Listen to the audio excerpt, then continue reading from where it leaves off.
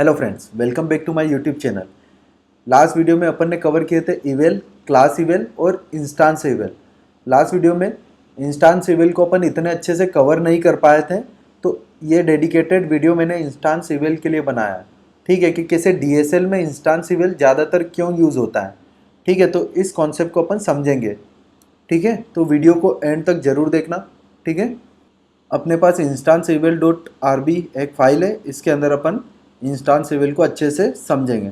ठीक है, कि इंस्टांस इवेल मेनली क्या काम करता है। ठीक है, सपोज आप कोई फाइल है आपके पास, आप वहाँ पर सेल्फ चेक करते हो तो क्या रिटर्न करेगा।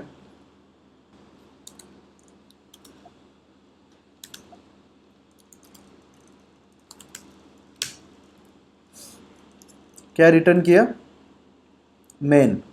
ये एक ऑब्जेक्ट होता है, किसका, ऑब्जेक्ट क्लास का।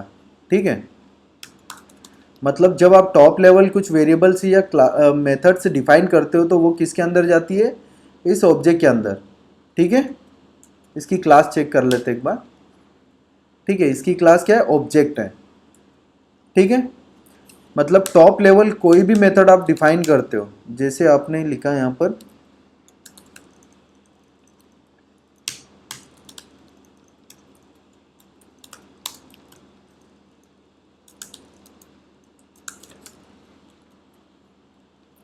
ठीक है, इसको रन करके देखें क्या होगा जब आप इसको कॉल करोगे।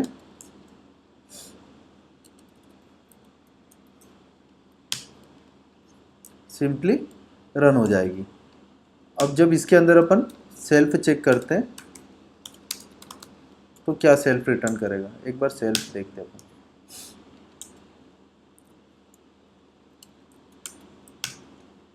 ठीक है, इसके अंदर क्या सेल्फ मिलता है, मेन। ये एक ऑब्जेक्ट है। ठीक है, किसका, ऑब्जेक्ट क्लास का। अभी अपन ने चेक किया था यहाँ ऊपर। ठीक है, ठीक है, तो जो टॉप लेवल मेथड्स और वेरिएबल्स होते हैं वो किसके अंदर जाते हैं, किसके अंदर डिफाइन होते हैं, मेन के अंदर डिफाइन होते हैं।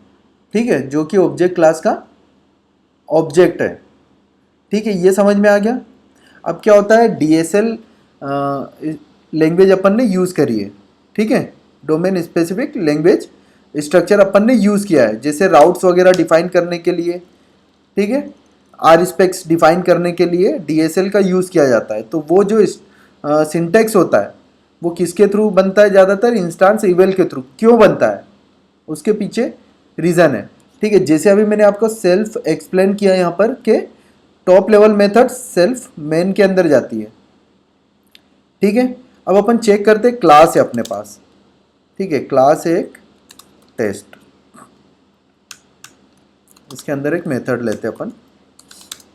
एक मेथड है मेरे पास कॉन्फिग। ठीक है, एक ऑब्जेक्ट ले लेते हैं, टेस्ट डॉट न्यू कर लेते हैं। ठीक, ये हो गया। अब मैं जब टी डॉट कॉन्फिग करता हूँ इसके अंदर, ठीक है, एक मेथड ले लेते हैं। अब केस में कॉल करता हूँ। मैं आपको रीज़न बता रहा हूँ कि जो डीएसएल स्ट्रक्चर होता है वो इंस्टांस इवेल का क्यों यूज़ करता है। ठीक है, उसका मैं आपको रीज़न बता रहा हूँ कि सिंपली क्यों नहीं होता वो। जैसे यहाँ से एक मेथड और एक डाउन केस मेथड अपन कॉल कर लेते हैं। ठीक है, ठीक है,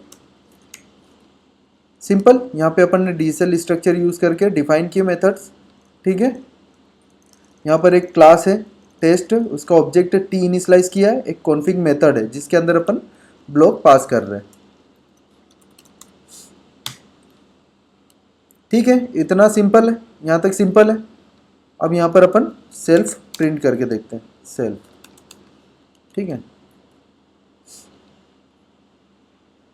इसको अभी कमेंट कर देते हैं ऊपर वाले को।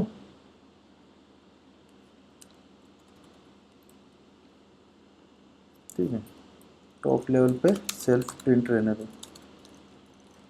इसको अपन रन करके देखते हैं क्या होता है, क्या एरर देता है।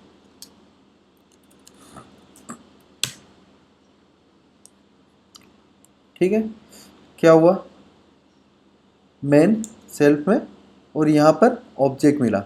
ठीक है, अब यहाँ पर पुट करते हैं अपन सेल्फ। इसके अंदर क्या मिलता है, ब्लॉक के अंदर सेल्फ क्या मिलता है, ठीक है। इसको ऐसे करते हैं, ब्लॉक सेल्फ,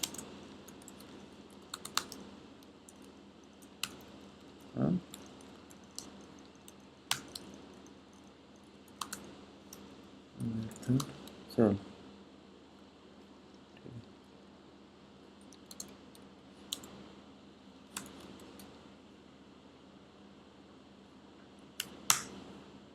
ठीक है। इसको फिर से रन करते हैं।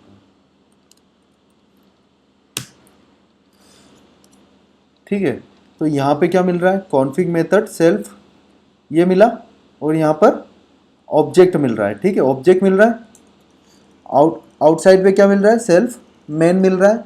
इसके अंदर मेथड के अंदर सेल्फ क्या मिल रहा है, ऑब्जेक्ट मिल रहा है। इसके अंदर भी ऑब्जेक्ट मिल रहा है, ठीक है। ठीक, अब अपन क्या करेंगे कि ये जो ब्लॉक अपन ने पास किया है इसको कॉल करते हैं। यहाँ पे ब्लॉक डॉट कॉल से कॉल होता है, इसको कॉल करते हैं तो क्या करता है वो, ये चेक करते हैं। क्या एरर आया,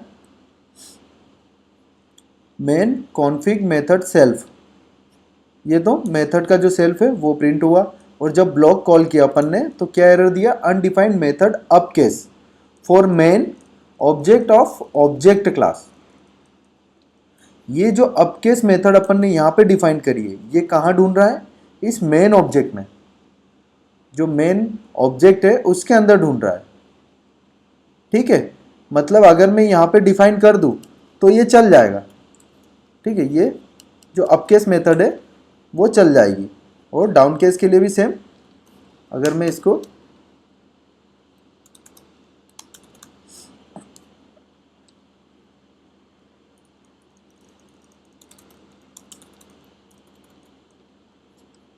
ठीक है, इसको अगर अपन रन करें, सॉरी आर्गुमेंट एरर,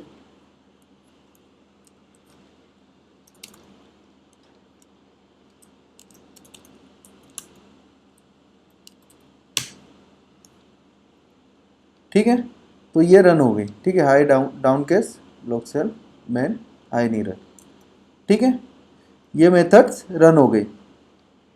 यहाँ पर जब इस क्लास के अंदर जब अपन ने इस ब्लॉक को कॉल किया, ठीक है, तो उसने ये जो मेथड्स अपन ने डिफाइन करी हुई है इसको किस ऑब्जेक्ट में ढूंढा, मेन ऑब्जेक्ट में, मेन ऑब्जेक्ट के अंदर ढूंढा, ठीक है। टॉप लेवल पे मेन ऑब्जेक्ट के अंदर ढूंढा। बट ऐसा नहीं होना चाहिए। जब मैं अगर DSL स्ट्रक्चर डिफाइन कर रहा हूँ तो ये जो मेथड्स है ये इसी क्लास के ऑब्जेक्ट में ढूंढना चाहिए उसको, ठीक है। ये स्पेसिफिक जो यहाँ पर ऑब्जेक्ट आ रहा है अपने पास, जो ऑब्जेक्ट इस क्लास का है उसी ऑब्जेक्ट के अंदर वो मेथड्स ढूंढना चाहिए। बट ये किस ऑब्जेक्ट में ढूंढ रहा है, सेल्फ मेन जो है, मेन ऑब्जेक्ट क्लास का ऑब्जेक्ट है उसके अंदर देख रहा है ये, तो ये गलत है, ठीक है। इसको किसके अंदर चेक करना चाहिए, इस क्लास के अंदर, ठीक। यहाँ पे अपन लिखते हैं class object method, class method upcase, class object object method upcase, object method upcase and object method downcase, ठीक है। इसके अंदर भी मैंने डिफाइन कर दी, ठीक है। ठीक, ये दोनों मेथड आउटसाइड भी है, ठीक है। अभी डिफरेंस अपन समझते हैं, मेन अपकेस, मेन अपकेस, ठीक है। अब यहाँ पर क्लास के अंदर भी अपन ने सेम मेथड डिफाइन करी है, ठीक है। और मेन ऑब्जेक्ट के लिए भी अपन ने सेम मेथड डिफाइन करी है। तो कौन सी मेथड कॉल होनी चाहिए, क्या लगता है आपको, ठीक है। इसको रन करके देखते हैं फिर से क्या देता है आउटपुट, अपन देख लेते हैं, ठीक है। पहले तो ये क्लास के अंदर जो अपन ने कॉन्फिग मेथड सेल्फ प्रिंट किया था वो हुआ, ठीक है। उसके बाद जो सेल्फ ये वाला है ब्लॉक के अंदर वो प्रिंट हुआ, ठीक है। यहाँ पर क्या प्रिंट हुआ, मेन अप केस और मेन डाउन केस, ठीक है। मतलब ये वाली मेथड प्रिंट हुई अप केस और डाउन केस वाली, ये मेथड प्रिंट हो रही है। बट क्यों ये मेथड क्यों प्रिंट हो रही है, ये वाली कॉल क्यों नहीं हुई, ठीक है। जो इस क्लास के ऑब्जेक्ट की मेथड है वो कॉल क्यों नहीं हुई, ठीक है ना। तो ये बिहेवियर गलत है, ठीक है। इसके लिए इंट्रोड्यूस हुआ है इंस्टांस इवेल। वो क्या करेगा, इसका सेल्फ यहाँ पर चेंज कर देगा। यह अभी क्या है, सेल्फ इसका ब्लॉक का सेल्फ भी आप देखोगे तो मेन है, मतलब उस मेन ऑब्जेक्ट में ढूंढेगा वो, न कि इस क्लास के इंस्टांस ऑब्जेक्ट में, ठीक है। जब अपन ने ब्लॉक कॉल किया तो इस ब्लॉक के अंदर जो आपको प्रिंट हो रहा है सेल्फ, वो भी क्या प्रिंट हो रहा है, मेन। यहाँ पे आप देखोगे मेन हो रहा है, मतलब यहाँ पे जितनी भी मेथड्स आप लिखोगे वो मेन ऑब्जेक्ट में सर्च करेगा, न कि इस क्लास के इंस्टांस ऑब्जेक्ट में। तो उससे बचने के लिए, उसको ओवरकम करने के लिए क्या इंट्रोड्यूस हुआ है, इंस्टांस इवेल। अब अपन ब्लॉक डॉट कॉल की जगह करते हैं कॉल इंस्टांस इवेल। इसके अंदर अपन डायरेक्ट ब्लॉक पास कर दो, ठीक है। मैंने यहाँ पर ब्लॉक पास कर दिया। अब अपन इसको चेक करेंगे, ठीक है। सिंपली मैंने इंस्टांस इवेल कॉल कर लिया ब्लॉक डॉट कॉल की जगह और ब्लॉक पास कर दिया जो ब्लॉक आ रहा है, ठीक है। अब सेम अपन रन करके देखते हैं इसको, ठीक है। तो ऊपर तो अपन ने बिना इंस्टांस इवेल के कॉल किया था, इसको भी रहने देते हैं। अब यहाँ पर नीचे कॉल करके देखते हैं अपना इंस्टांस इवेल, ठीक है।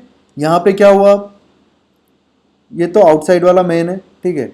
ये उसके अंदर अब देखो, ये जो कॉन्फिग मेथड सेल्फ है, ये अभी ये जो ऑब्जेक्ट है वो है, ठीक है। ये पहले भी वही था, ठीक है। यहाँ पर मेन वाली जो मेन ऑब्जेक्ट के अंदर की जो अप केस थी वो कॉल हो रही थी और डाउन केस भी वो कॉल हो रही थी, और ब्लॉक के अंदर जो सेल्फ था प्रिंट करने पे मेन आ रहा था, ठीक है। अब क्या हुआ, यहाँ पर आप देखोगे तो यहाँ पर कौन सी अप केस कॉल हुई, जो अपने क्लास के इंस्टांस के लिए जो डिफाइन है, ठीक है, जो क्लास के ऑब्जेक्ट के लिए डिफाइन है वो वाली अपकेस मेथड कॉल हुई, और सेल्फ भी चेंज हो गया, सेल्फ क्लास का जो ऑब्जेक्ट है वो आ गया, ठीक है। यहाँ पर भी जो डाउन केस है वो क्लास के ऑब्जेक्ट के लिए जो डिफाइन है वो कॉल हुई, और ऑब्जेक्ट भी कौन सा आ गया, अपना जो क्लास का ऑब्जेक्ट है वो आ गया।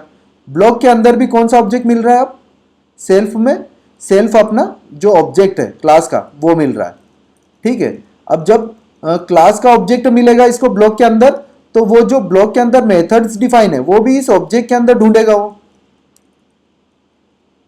समझ गए।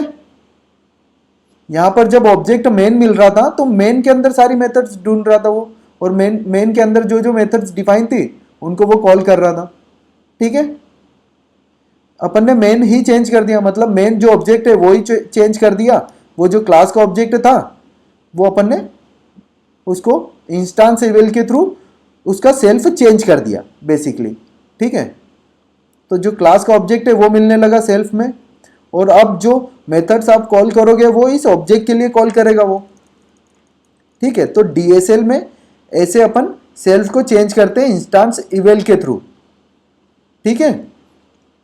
तो अब कौन सी मेथड्स कॉल होगी अपनी, जो इसके अंदर डिफाइन है वो वाली मेथड्स कॉल होगी, मतलब ये वाला अपने किसी काम का नहीं कोड,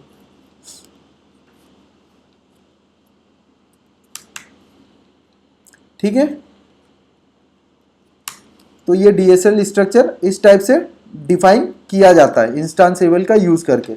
समझ में आ गया, समझ में आ गया कि कैसे इंस्टांस इवेल यहाँ पे सेल्फ को चेंज कर रहा है, इसके अंदर ब्लॉक के अंदर सेल्फ को कैसे चेंज कर रहा है।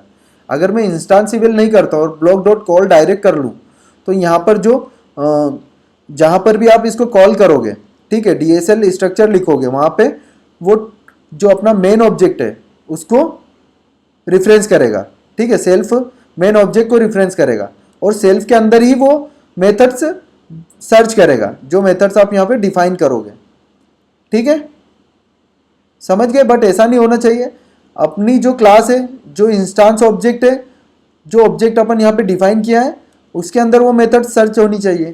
ठीक है, तो सेल्फ को चेंज करने के लिए इंस्टांस इवेल के अंदर ब्लॉक को पास किया है। ठीक है, तो यहाँ पे सेल्फ अपना चेंज हो गया। लॉजिक समझ में आ गया? तो सेम मैंने लास्ट वीडियो में आपको डिफाइन किया था कि राउटर जो अपन ने डिफाइन किया है डीएसएल के थ्रू, ठीक है, जो रेल्स राउटर डिफाइन किए, तो उसमें भी क्या होता है, रेल्स आप देखोगे रेल्स, ठीक है, यहाँ पर आप डिफाइन करते हो गेट, ठीक है, स्लैश यूज़र, इस टाइप से मेथड्स आप डिफाइन करते हो।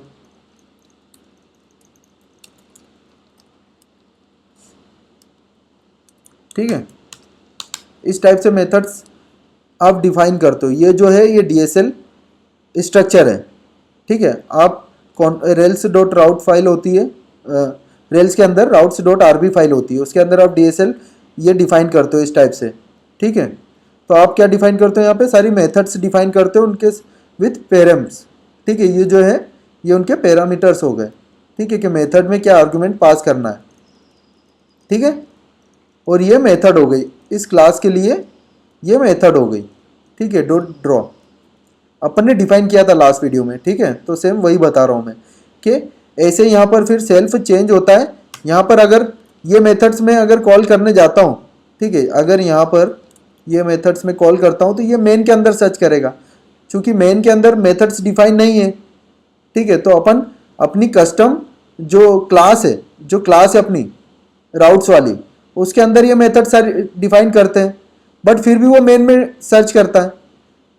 क्यों? क्योंकि सेल्फ यहाँ पे किसको रिफरेंस करता है, सेल्फ मेन को रिफरेंस कर रहा है। अब इसको चेंज करना पड़ेगा अपने को, सेल्फ को चेंज करना पड़ेगा।